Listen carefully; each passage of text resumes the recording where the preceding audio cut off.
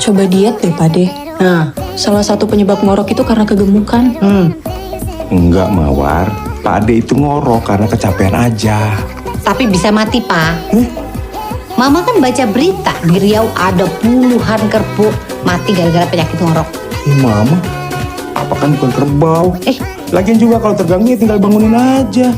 Iya, kalau orangnya sabar Pak De. Aku juga habis baca berita ada seorang penumpang pesawat ditikam pulpen oleh penumpang di sebelahnya karena mendengkur. Hah? Minggu depan kan?